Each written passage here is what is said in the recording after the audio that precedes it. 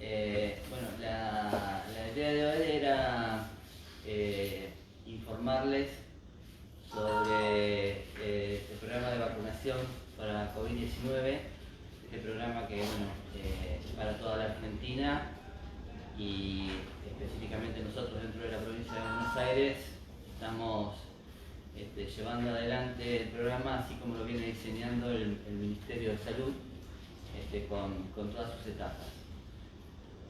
Hasta ahora, en Coronel Dorrego, de acuerdo a lo que estaba previsto, y ya hace 3 semanas, recibimos las primeras 450 dosis.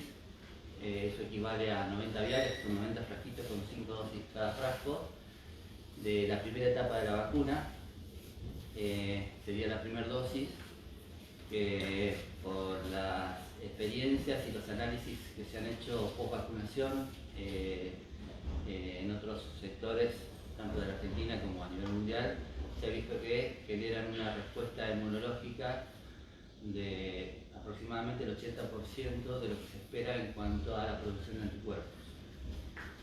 La segunda dosis debería completar el resto de las expectativas que se tienen en cuanto a generación de anticuerpos de larga duración.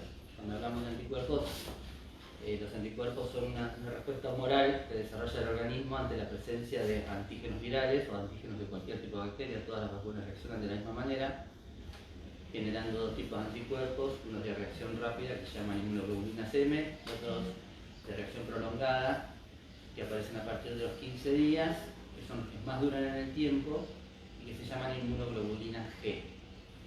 Lo que se ha visto es que esa respuesta de inmunoglobulinas G cubre el 80% de la expectativa en cuanto a la respuesta. Lo que todavía no se sabe es cuál va a ser la durabilidad de estas vacunas. Si bien hay unas experiencias que dicen que es mucho mayor que la durabilidad que generó la misma presencia del virus, todavía no hay experiencia en cuanto a cuál va a ser la durabilidad promedio de esta vacuna. Pero en definitiva, en Coronel Dorrego hemos estado avanzando con lo que se llamaba la primera etapa de vacunación. Esa primera etapa se desarrolló en las instalaciones de aquí del hospital, en el área de vacunación, incluía a personal sanitario en todo su aspecto, todo lo que tuviera que ver con la atención de salud. Eso incluye enfermeras, mucamas, médicos, administrativos, ambulancieros, personal de farmacias, personal de la medicina privada, y en cuanto a seguridad, bomberos, policías y personal de atención de redes eléctricas para asegurar la energía, y creo que no me estoy olvidando de ningún grupo, ¿no? ¿Se intercaló con otra persona que haya estado inscrito en la página? ¿Cómo? ¿Con otra persona de la comunidad?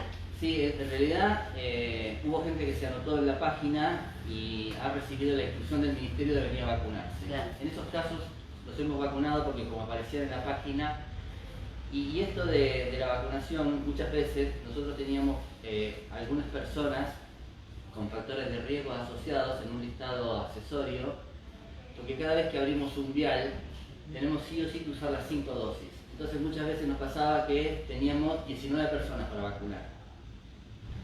Teníamos la opción de dejar 4 sin vacunar o llamar a algunas personas de ese listado para incluirlas, y bueno, y así ocasionalmente hemos llamado a gente que no estaba registrada, que nosotros automáticamente las registramos y para no desaprovechar dosis. La idea es no desaprovechar dosis. Adrián, al no ser optativo, no es cierto, vacunarse, ¿qué resultado ha dado? O sea, el resultado de la gente, digo, ¿no es cierto?, de venir a vacunarse.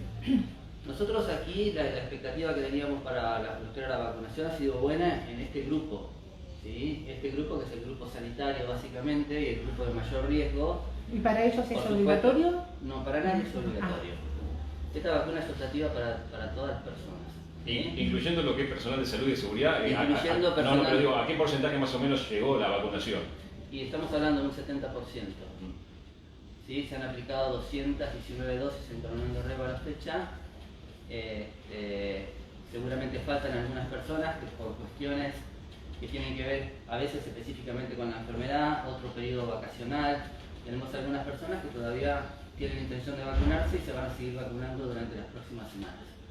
¿Sí? Pero bueno, hasta ahora del personal que está afectado a seguridad, básicamente, por ejemplo, de policía se vacunó un porcentaje muy alto también.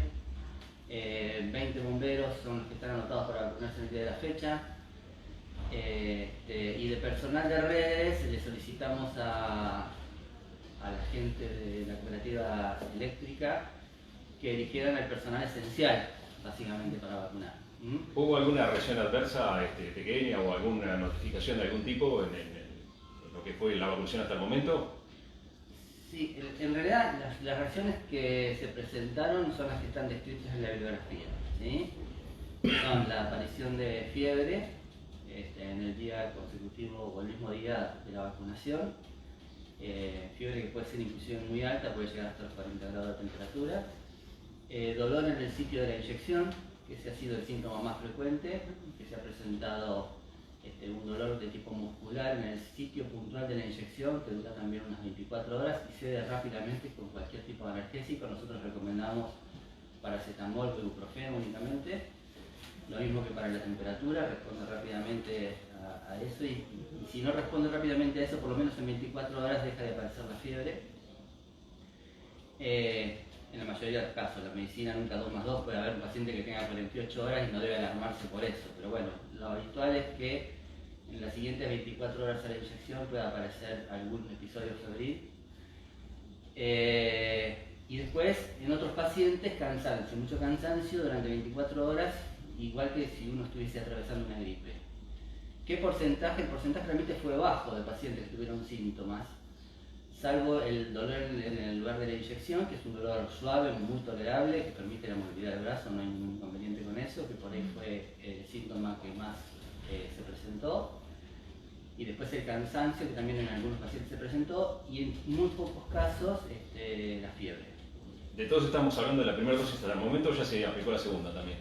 No, la segunda dosis recién ingresó al país y se empezó a distribuir en lo que es el AMBA, así que todavía nosotros no recibimos la segunda dosis. ¿Hay fecha ya para el recibimiento? Todavía no tenemos notificado específicamente cuándo va a llegar. Habitualmente nos notifican 24 horas antes porque hay una logística de distribución que la maneja el ministerio y por cuestiones de seguridad tampoco anticipan mucho tiempo. Vieron que viene con custodia, entonces es como que es medio inmediato. Nos avisan el día anterior, a tal hora van a recibir la dosis y con diferencia de 15 minutos más o menos está acá el camión con las dosis, la custodia de gendarmería, custodia policial, vieron que hubo un operativo, se cerraron las calles, la custodia acompañó las vacunas hasta el metrofricio donde quedó colocada, se corrobora que no se haya roto la cadena de frío, las vacunas vienen en envases especiales que vienen con un sensor conectado por vía inalámbrica en forma satelital a un centro de registro de temperaturas que tiene el ministerio para ver que la cadena de frío no se haya roto. Acá el doctor Gradero fue el encargado después de enviar los datos de ese registro de temperatura que trae el vial de vacunas. Así que bueno, todo eso todavía no está informado. Habitualmente nos informan 24 horas antes en qué momento va a llegar la vacuna. La expectativa es que llegue en los próximos 7 días la segunda dosis. Con respecto a la segunda dosis, y lo quiero aclarar porque muchos nos han preguntado, si bien la recomendación es 21 días, es a partir de los 21 días la segunda dosis.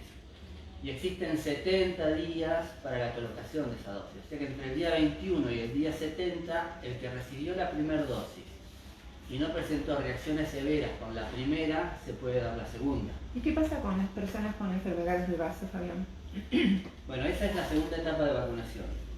La segunda etapa de vacunación en Coronel Dorrego se va a desarrollar en la escuela número 21, inicialmente.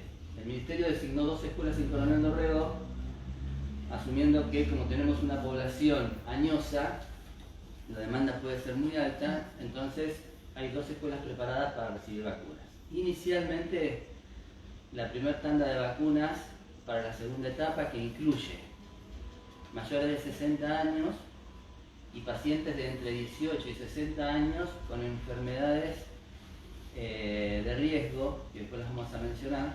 Esas personas van a estar incluidas dentro de la segunda etapa que se va a desarrollar en la escuela número 21. Para esto, la escuela número 21 va a estar preparada, ya venimos trabajando en lo que es la parte logística, ¿no? De cómo se va a diagramar el ingreso y el egreso de las personas, el registro, la entrega del carnet donde figura la vacunación, y que las condiciones de los freezer estén adecuadas, colocar termómetros digitales en los freezer para que tengan la temperatura y no perdamos cadena de frío. Bueno, toda esa parte ya está realizada. Ayer tuvimos una reunión donde nos reunimos personal de salud, vacunación, los directores de las escuelas, personal del consejo escolar, representantes de la inspectora distrital y la gente de la región sanitaria, referentes de IOMA y la jefa del PAMI local. Nos reunimos en la escuela número 21, analizamos un montón de aspectos que tienen que ver con la logística de la segunda etapa y bueno, quedamos de acuerdo en cómo íbamos a trabajar.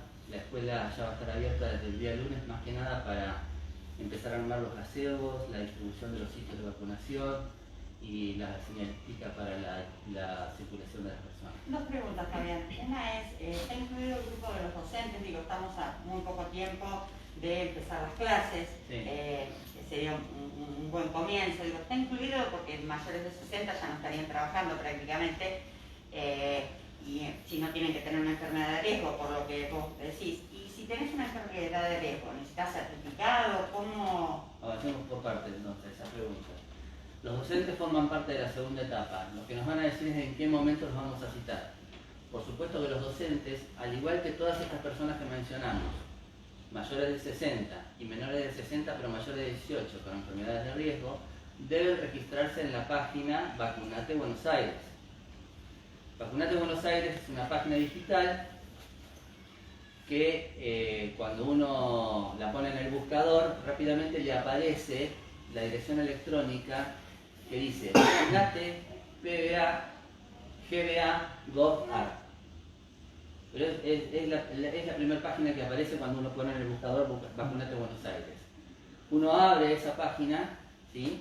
Y va a tener una discreta, pequeña información con respecto a la vacuna. Entonces después va a tener, me quiero vacunar, sí, no me quiero vacunar.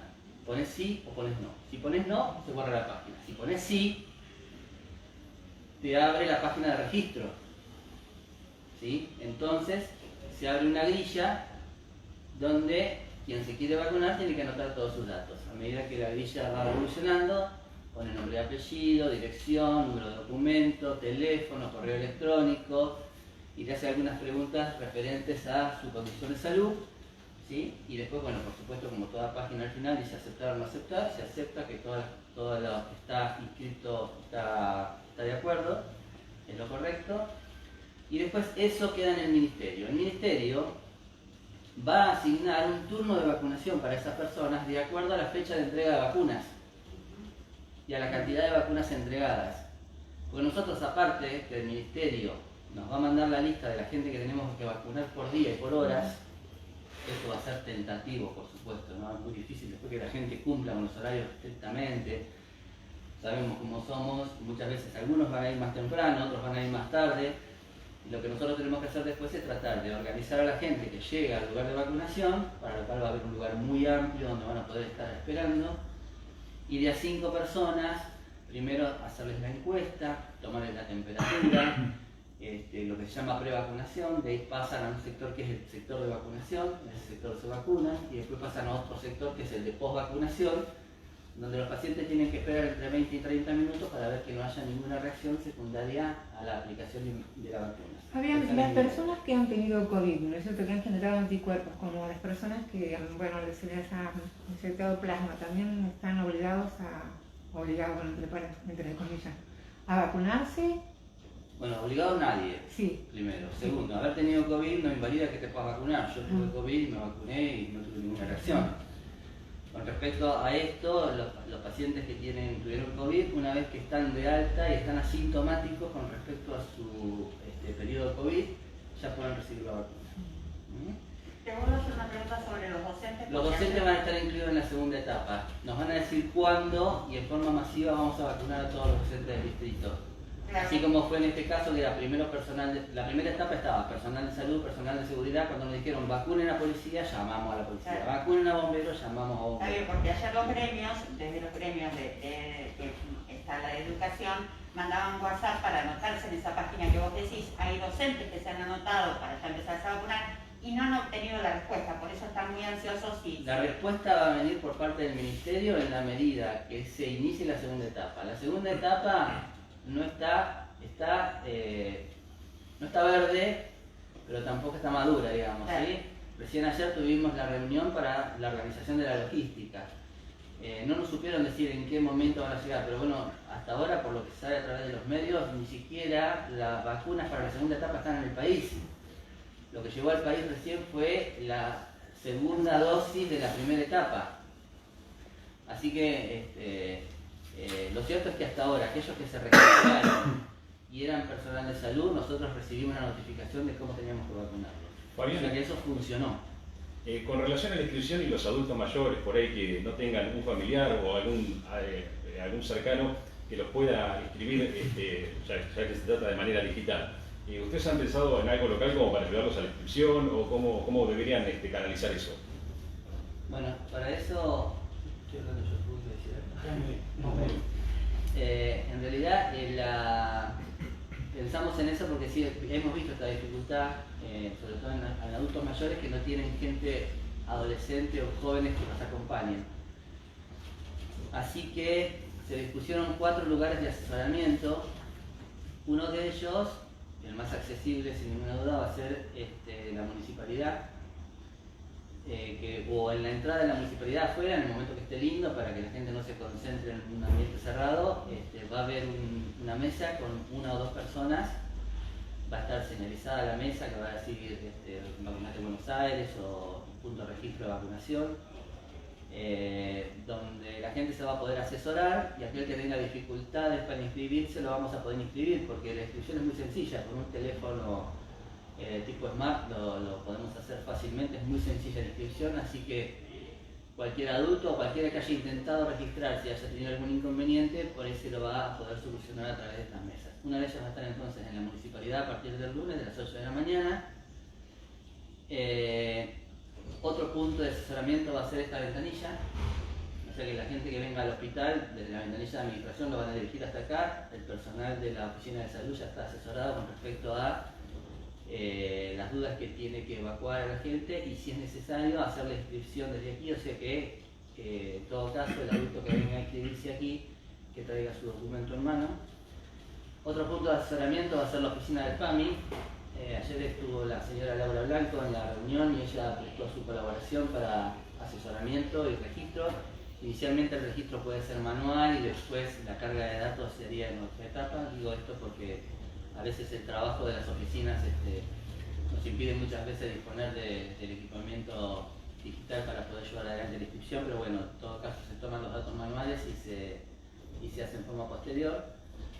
Y otro punto de asesoramiento va a ser la oficina de idioma.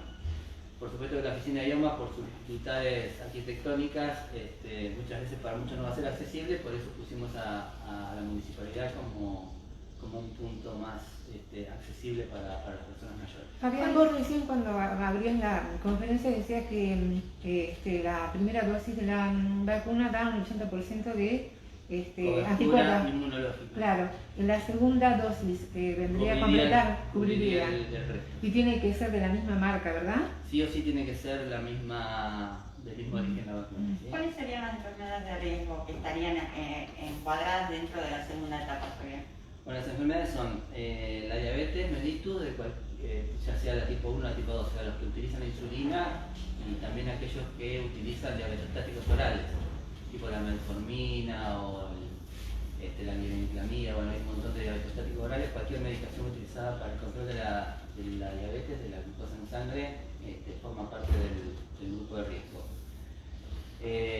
Las personas con enfermedades respiratorias crónicas, asmáticos, enfisematosos, bronquiales crónicos, fibrosis pulmonares que no estén usando inmunosupresores, cualquier enfermedad respiratoria crónica que no utilice inmunosupresores. Los que lo están usando saben de qué estoy hablando, ¿sí? tipo la ciclopofamida, que son medicaciones que se utilizan en etapas muy avanzadas de la enfermedad, pero bueno, en ese caso seguramente van a buscar asesoramiento previo con su médico de cabecera antes de avanzar con la vacuna. Digo esto porque muchos pacientes que yo tengo de esas características ya me han consultado específicamente por esta situación. Los otros son los pacientes que son obesos. No hablamos de gorditos, hablamos de obesos, que es cuando el índice de masa corporal supera los 35. Esto, por ejemplo, es para un paciente de 1,70 m pesar más de 100 kilos, ¿sí? Que no es tan poco frecuente, ¿sí? Pacientes que pesan 110, 120 kilos y no superan el 1,80 m, generalmente entran dentro del rango de índice de masa corporal mayor de 35. Eso también, teniendo la altura y el peso, nos metemos en un buscador, ponemos índice de masa corporal y te aparece también la posibilidad de poner en una cuadrícula el peso, en otra cuadrícula la altura, apretás calcular y te sale el resultado, es automático, ¿sí? Por eso también cualquier duda, tanto acá como cualquier médico de cabecera puede indicarle a su paciente con obesidad si entra o no dentro del rango de los 35 de índice de masa corporal. Por encima de 35 no se pueden vacunar. Y después están las enfermedades cardiovasculares, que en realidad eso es muy amplio, lo hablábamos hace un rato con el doctor Braguero. En realidad hay enfermedades cardiovasculares que no traen ninguna complicación. Por ejemplo, pacientes que tienen bloqueo de rama, ni saben que lo tienen. Posiblemente algunos de nosotros tengamos bloqueo de rama y no lo sabemos porque no nos hemos hecho un electro últimamente y hacemos deporte y hacemos una vida totalmente normal y eso no tiene una contraindicación formal, ¿sí? Pero bueno, no especifica el programa qué enfermedades cardiovasculares estamos hablando. Nosotros entendemos que son las insuficiencias cardíacas, las insuficiencias coronarias, las valvulopatías severas. Bueno, básicamente esa sería la franja de pacientes que por el riesgo de hacer complicaciones cardíacas o respiratorias asociadas a la enfermedad cardíaca serían pacientes que correrían algún riesgo si hacen alguna reacción severa a la vacuna. Acá me preguntan por una respuesta puntual de los alérgicos. ¿Hay alguno que no se pueda...? Terminamos con los que están indicados y vamos a los contraindicados. Bien. Y el otro que está indicado son los enfermos renales crónicos. ¿Sí? Insuficiencias renales crónicas severas sin diálisis y con diálisis. En esos casos la vacunación estaría contraindicada. ¿Con diálisis también? Sí, porque dice enfermedad renal crónica y no especifica si es con o sin diálisis, así que nosotros entendemos que es para todos. Y bueno, y dentro de este grupo de la segunda etapa entran los docentes y auxiliares de la docencia, que serían aquellos que estamos esperando que nos avisen. Y ustedes van a avisar, digo, cuando... Sí, nosotros vamos a notificar, porque en realidad estas cosas son muy dinámicas. Por ejemplo, nosotros tenemos excedentes de vacuna de la primera etapa. Posiblemente si del ministerio nos dicen pueden ir vacunando docentes, quizás no haya que esperar a la segunda etapa para vacunar docentes y nos permitan vacunar si es que terminamos teniendo excedente de la primera etapa.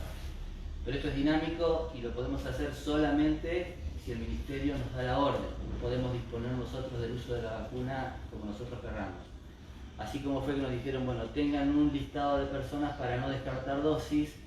Bueno, hicimos ese listado y fuimos llamando a personas cuando teníamos algún sobrante de una dosis cada vez que teníamos que abrir un vial. Eso todo fue por indicación ministerial. Vamos a las contraindicaciones. Las contraindicaciones, personas que presentan alguna de las siguientes situaciones no deberán vacunarse. Embarazo y lactancia. Personas que estén embarazadas o que estén en periodo de lactancia, a los que estén en periodo de lactancia no deben vacunarse. Por supuesto, menores de 18 años. Inmunocomprometidos. Y el tema del inmunocompromiso es que no hay experiencia realizada. No sabemos si más adelante nos van a decir, bueno, ahora todos los inmunocomprometidos. En realidad no hay una experiencia dentro de las etapas de seguimiento de los estudios de validación de las vacunas. Todavía no hay registro de si hay contraindicación formal para los inmunocomprometidos. Así que seguramente eso, así como avisaron hace 3 días de los mayores de 60 años en Rusia y se validó en la Argentina, seguramente también aparecerá con el tiempo alguna contraindicación formal o la validación para la aplicación de la vacuna en este grupo. Pero por ahora este grupo no tiene autorización para ser vacunado. Entonces, inmunocomprometido. ¿Qué incluye? Incluye enfermedades oncohematológicas. Estamos hablando básicamente de las leucemias, los linfomas y los mielomas múltiples. Pacientes con HIV, que son pacientes que reciben retrovirales y que ya por su propia enfermedad tienen un déficit inmunológico importante. Pacientes trasplantados, eso es porque todos los trasplantados utilizan inmunosupresores para evitar que nuestras propias defensas generen inflamación y rechazo del órgano trasplantado. Inmunodeficiencias primarias o secundarias. Cuando hablamos de primarias hay algunas enfermedades que producen inmunodeficiencia por sí mismas y otras que están relacionadas a tratamientos. Como hablamos hoy, por ejemplo, de las ciclofosfamidas en el caso de pacientes con fibrosis pulmonar avanzada. ¿Sí? Inmunodeficiencias secundarias a tratamientos con inmunosupresores en enfermedades que no son oncológicas. Y después, bueno, todas las enfermedades oncológicas que están bajo tratamiento oncológico. Hablamos de todo tipo de tumor que está recibiendo tratamiento y no tiene alta médica del oncólogo. En esos casos, inclusive en aquellos pacientes que están bajo seguimiento, nosotros recomendamos que le pidan al oncólogo su autorización para ser vacunados. Porque hay pacientes, muchas veces, como por ejemplo pasa con las mamas, que han recibido un tratamiento muy específico con quimioterapia o radioterapia y que después terminan haciendo un tratamiento con medicación oral. Y hay tipos de tratamiento que tienen que ver solamente con inhibidores estrogénicos y otros tipos de tratamiento actualmente que necesitamos del consejo y el consenso con el oncólogo para la administración de la vacuna, porque no sabemos realmente cómo esa medicación puede influir en el aspecto inmunológico del paciente. Así que todos los pacientes que estén bajo tratamiento o bajo seguimiento oncológico, los que están en tratamiento directamente quedan descartados, los que están en seguimiento, que pidan autorización a su oncólogo antes de proceder a registrarse para la vacunación.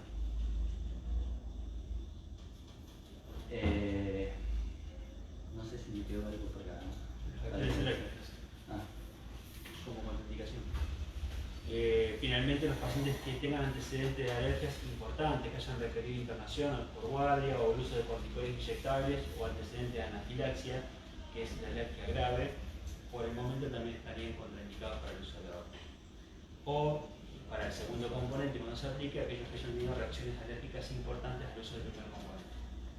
Doctor, y siempre se tiene que seguir con el protocolo, ¿verdad? De barbijo, uso de barbijo, todas esas cosas, ¿verdad? Permanentemente, sí.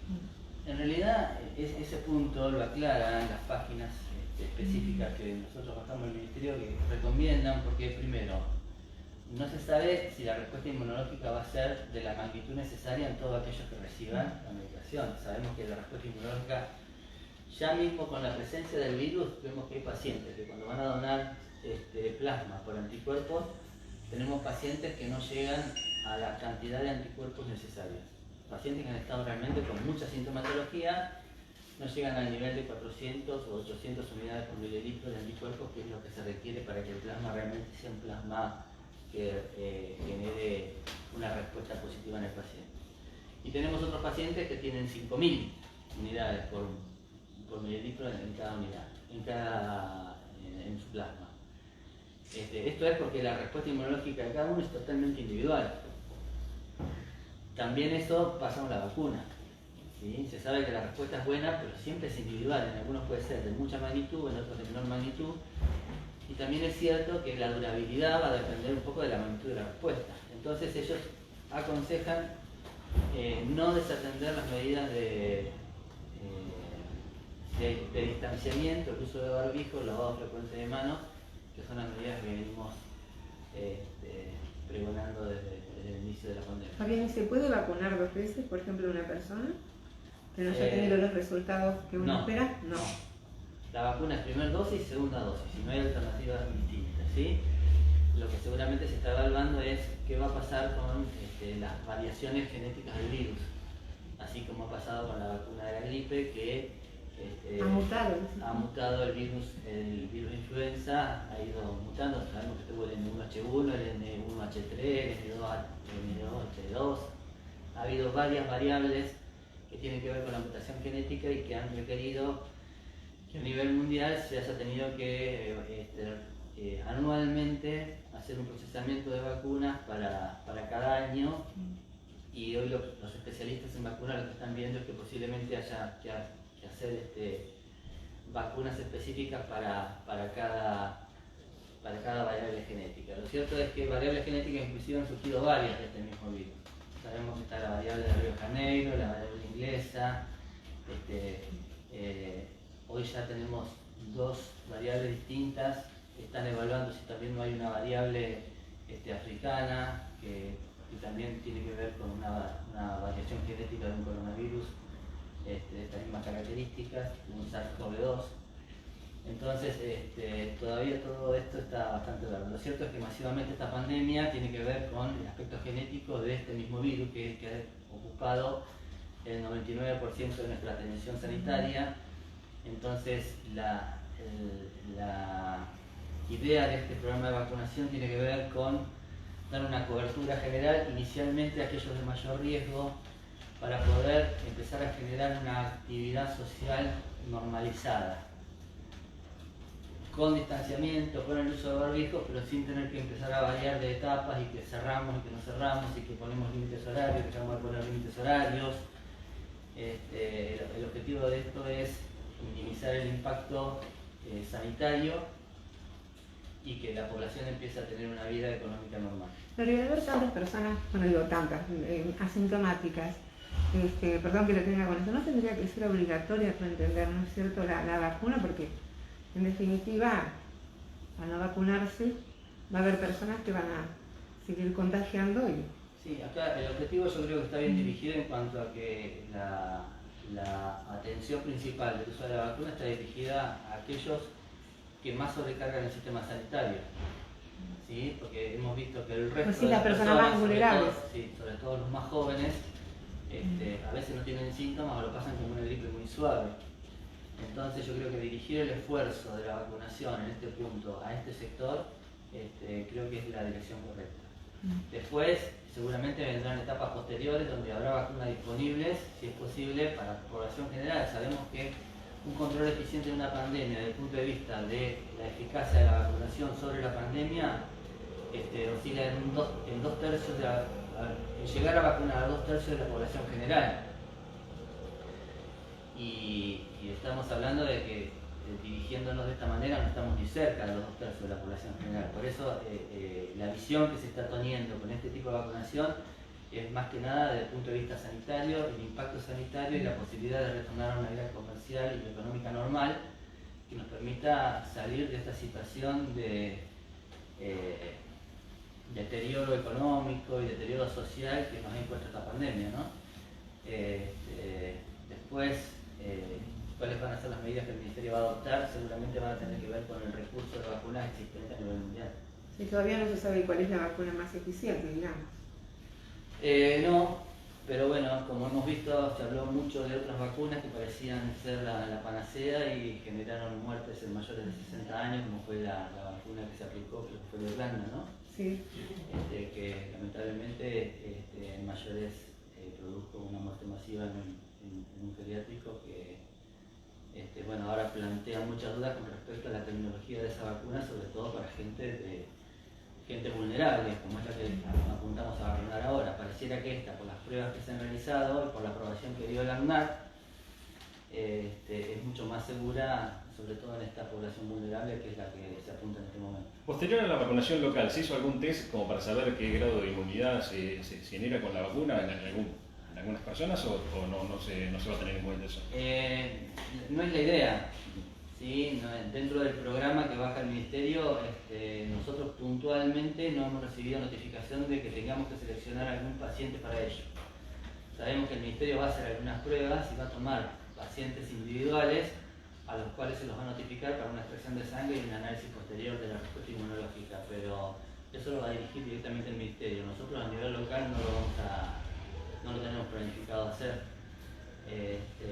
Eso tiene que ser bajo determinadas reglas para que tengan validez en cuanto a la especificidad y a la forma en que el dato se recolecta, la muestra se recolecta, ¿sí? Cada vez que se hace un ensayo de estas características, para que tenga validez el dato, tiene que estar sujeto a un protocolo muy específico. O sea que no sirve de nada que yo mañana vaya, cuando no cumplí los tiempos que dicta el protocolo, le saque una muestra de sangre, me diga que tengo anticuerpos.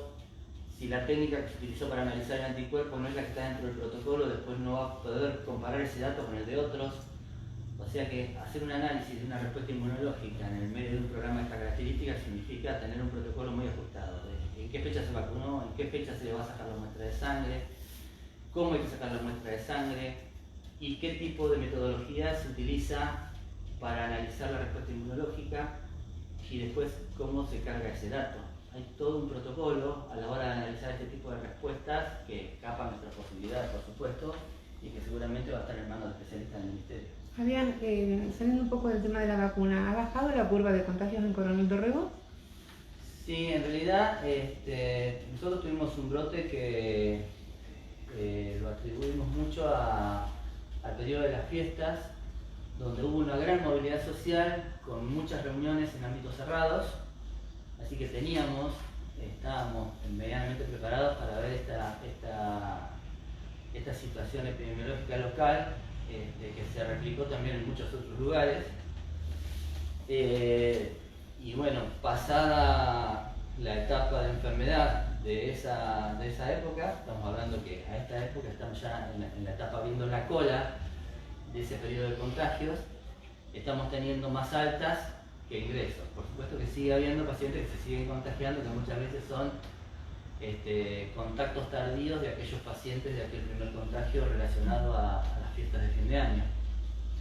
Y también estamos viendo, con respecto al periodo de vacaciones, mucha gente con la movilidad social que origina esto, por ejemplo en Marisol, gente que se contagia de gente que viene de Olavarría, que viene de Tandil, que vacacionan en Marisol, que llegan sin síntomas y que a las 48 horas de estar en Marisol empiezan con síntomas.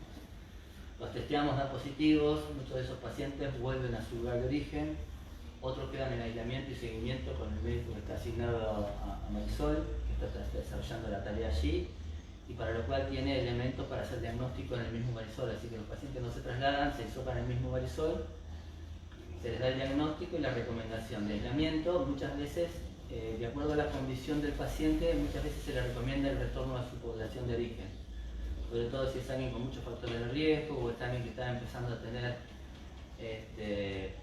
por ejemplo, de saturación, que es una de las cosas que a nosotros más nos importan a la hora del seguimiento de los pacientes con enfermedad de COVID.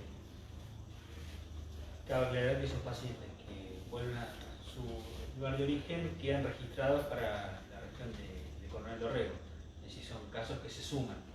Algunos se testean, son positivos, vuelven a su lugar, pero quedan sumados aparecen en la estadística que ustedes reciben. Por eso nosotros detectamos.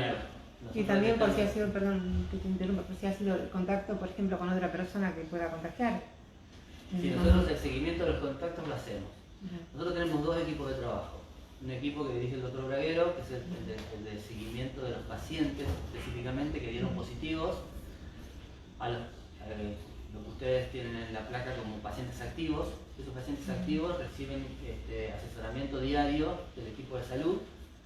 ¿Sí? Somos un grupo que trabaja desde el hospital y diariamente llamamos a los pacientes y vamos chequeando su estado de salud, y ante la aparición de síntomas de alarma, señales de alarma, esos pacientes son controlados en su domicilio o en el hospital, y si aparecen signos de insuficiencia respiratoria, ingresan a internación. Con respecto a los contactos, cada uno de estos pacientes que inicialmente son detectados como pacientes positivos, después reciben un llamado de otro equipo de trabajo, que es un equipo de trabajo de personal administrativo con asesoramiento médico. Nadie trabaja solo acá. Ese grupo básicamente está formado por las chicas de la oficina de salud y algunas otras administrativas que colaboran del área del hospital. Es un grupo de 7 personas que se dedican a hacer el seguimiento de los contactos estrechos.